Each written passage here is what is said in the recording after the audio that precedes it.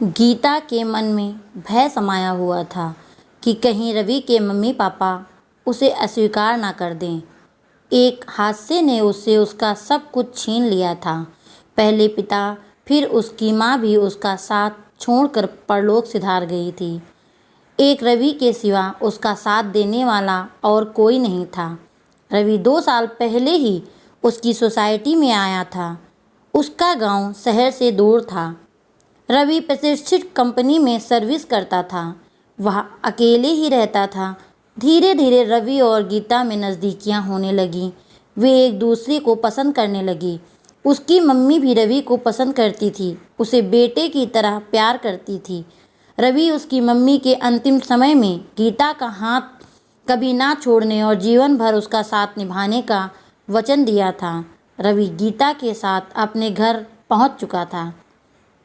उसके साथ एक लड़की को देखकर गांव के लोगों की नज़रें उन्हें घूर रही थी।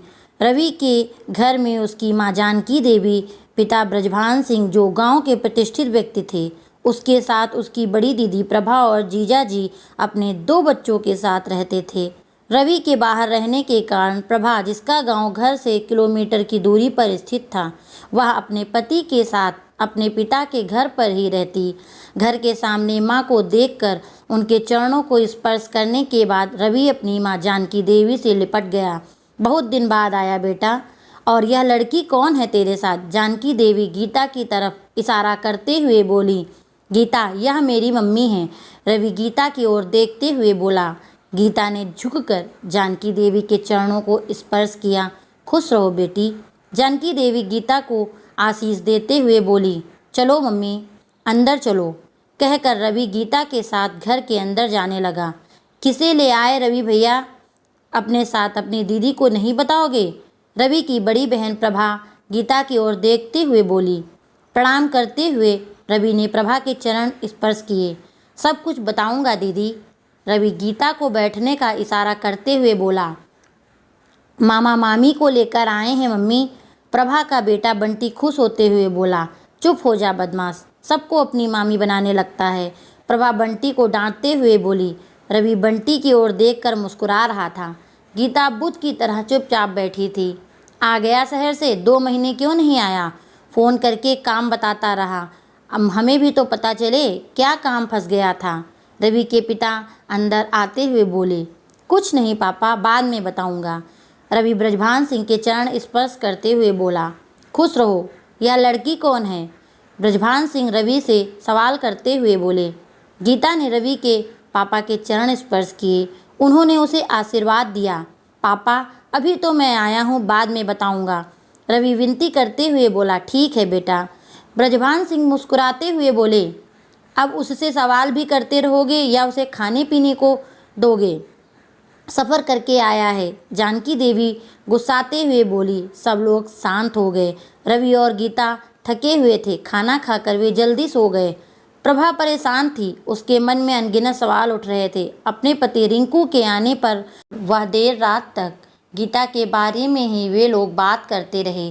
दूसरे दिन सुबह रवि ने अपनी मम्मी पापा को गीता के बारे में सारी बातें बिना किसी संकोच के बताया और उसे अपना जीवन साथी बनाने के फैसले एवं गीता की मां को दिए गए वचन के बारे में सारी बातें स्पष्ट रूप से अपने माता पिता के सामने रख दिया। देखने में तो सुंदर सुशील लड़की है, मुझे तो पसंद है। जानकी देवी खुश होते हुए बोली।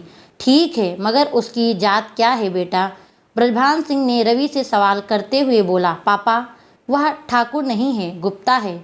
रवि हिचकिचाते हुए बोला। सुनकर ब्रजभान सिंह खामोश हो गए। वह कुछ नहीं बोले। ठीक है, अब मैं दामाद जी और अपने नाते रिश्तेदार से राय मशवरा करके जवाब दूंगा, कहकर ब्रजभान सिंह कमरे से बाहर चले गए। तू चिंता मत कर बेटा, मुझे गीता पसंद है, जानकी देवी रवि को दिलासा देते हुए बोली। प्रभा और उसके पति रिंकू सिंह ने ब्रजभान सिंह को भड़काना प्रारंभ कर दिया और उन्हें रिश्ते नाते और इज्जत का हवाला देकर ब्रजभान सिंह को गीता और रवि की शादी करने के खिलाफ करने में कामयाब हो गए। रवि बेटा, हम तुम्हारा दिल दुखाना नहीं चाहते। गीता अच्छी लड़की है, लेकिन हम उसे अपनी बहू नहीं बना सकते। यह हमारा अंतिम फैसला है। ब्रजभान सिंह रवि को हिदायत देते हुए बोले। ठीक है पापा, फिर मैं भी अपने वचन का पालन करूँगा। आखिर मेरे जिस्म में आपका ही खून है। मैं अपने वचन से कैसे मुकर सकता हूँ। मैं कल ही वापस चला जाऊँगा और गीता से शादी करूँगा। रवि बृजभान सिंह के सामने हाथ जोड़कर प्रार्थना करते हुए बोला, यह तू क्या कह रहा है बेटा? जानकी देवी उदास होते हुए बोली, ठीक कह रहा हूँ मम्मी, आखिर मैं अपने वचन को कैसे झुठला सकता हूँ। गीता की माँ को मैं आपकी तरह समझता था। एक माँ को दिया हुआ वचन मैं कैसे तोड़ सकता हूँ। रवि जानकी देवी से लिपट कर बोला। गीता खामोश चुपचाप सारा तमाशा देख रही थी। वह खुद को कोस रही थी कि उसके कारण आज रवि अपने पापा से उसके लिए तकरार कर रहा है। वह करती भी तो क्या। उसकी आंखों से आंसू टपकने लगे। गीता तुम परेशान मत हो, मैं हूं ना तुम्हारे साथ और जीवन भर साथ रहूंगा। चलो हम लोग वापस शहर चलते हैं। रवि गीता को चलने का इशारा करते हुए बोला। कुछ ही देर में रवि गीता के साथ शहर के लिए रवाना हो गया। जानकी देवी ने बुझे मन से उन दोनों को आशीर्वाद देकर विदा किया। प्रभा और उसका पति रिंकू सिंह रवि को जाते वक्त देखने तक के लिए बाहर नहीं आए। 2 साल बीत चुके थे। रवि और गीता को एक हुए। अब तो 2 नहीं थे, 3 हो चुके थे। एक नन्ही सी गुड़िया उन दोनों के साथ खेलने के लिए मौजूद थी। रवि के मोबाइल पर किसी की कॉल आ रही थी। गीता देखो किसका फ़ोन है। रवि गीता की ओर देखते हुए बोला, हेलो कौन? दूसरी तरफ से जानकी देवी की आवाज़ आई। मम्मी प्रणाम, कैसी हैं आप? गीता सम्मानपूर्वक बोली। कुछ देर बात करने के बाद गीता घबरा गई और फ़ोन रखते हुए बोली, चलिए हमें आज ही गांव चलना है। गीता घबराए लहजे में रवि से बोली, गीता घबरा क्यों रही हो, क्या हुआ? मम्मी पापा ठीक है ना? हाँ ठीक हैं, बस हमें गांव चलना है, बस कहकर खामोश हो गई। तुम तो जानती हो पापा नाराज़ हैं, जब वह बुलाएंगे नहीं तब तक मैं नहीं जाऊंगा। रवि उदास होते हुए बोला। गीता ने बिना रुके जानकी देवी से हुई सारी बातें रवि को बताई, जिसे सुनकर रवि के होश उड़ गए। वह अपने ऑफिस में सूचना देकर बिना देर किए गीता और अपनी नन्ही गुड़िया को लेकर गांव की ओर निकल पड़ा। जानकी देवी गीता और रवि से लिपटकर फूट फूट कर रो रही थी। मम्मी आप चिंता मत करो, पापा ठीक हो जाएंगे, हम हैं ना आपके साथ। रवि और गीता ने एक साथ जानकी देवी से बोले। नन्ही गुड़िया को जानकी देवी की गोद में देते हुए गीता जानकी देवी का दुख कम करने की कोशिश कर रही थी। रवि के घर से अलग होते ही बृजभान सिंह को उसके दामाद रिंकू सिंह ने प्रभा के साथ मिलकर अपना असली रूप दिखा दिया था। पहले उन्हें गीता रवि के खिलाफ भड़काया, उन्हें अलग करने का ताना बाना खींचा। फिर बृजभान सिंह की करोड़ों की ज़मीन को धोखाधड़ी करके अपने नाम करवा लिया था। बृजभान सिंह अपनी बेटी और दामाद की धोखाधड़ी को बर्दाश्त नहीं कर सकी और बेटे के साथ अन्याय करने के गम से उन्हें अटैक आ गया। वे अस्पताल में जिंदगी और मौत से जूझ रहे थे। रवि बिना देर किए अस्पताल की तरफ चल पड़ा। वहां डॉक्टरों से बात करने के उपरांत गीता को मां की देखभाल के लिए गांव में छोड़कर बृजभान सिंह को शहर के सबसे अच्छे हॉस्पिटल में रिफ़र कराकर दिन रात एक करके पिता बृजभान सिंह को मौत के शिकंजे से बचाने में कामयाब हो गया। 1 हफ्ता बीत चुका था। जानकी देवी गीता के साथ हॉस्पिटल में पहुंच चुकी थी। बृजभान सिंह की हालत पूरी तरह सामान्य हो चुकी थी। वह बैठे हुए थे।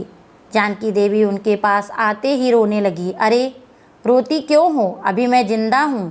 बृजभान सिंह मुस्कुराते हुए बोले, यह लीजिए पापा आपकी नन्ही पोती।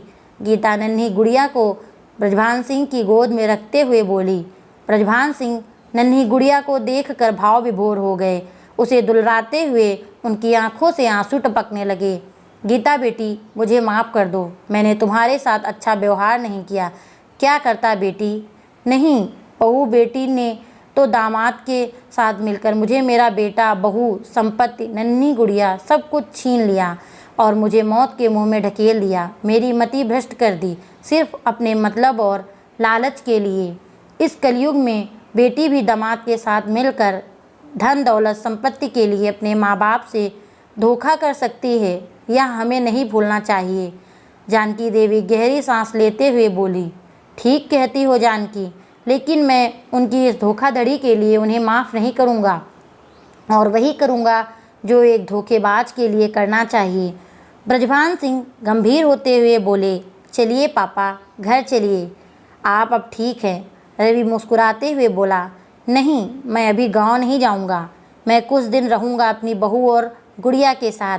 ब्रजभान सिंह नन्ही गुड़िया को उचकाराते हुए बोले, नहीं पापा, अब हम भी यहाँ नहीं रहेंगे, हम सब लोग गांव चलेंगे और वहीं रहेंगे। गीता खुश होते हुए बोली, हाँ पापा, मैं रोज़ गांव से ऑफिस आऊँगा जाऊँगा। रवि सामान उठाते हुए बोला। जानकी देवी खुशी से फूली नहीं समा रही थी। गीता जैसी समझदार सुशील बहू पाकर ब्रजभान सिंह नन्ही गुड़िया के साथ खेल रहे थे।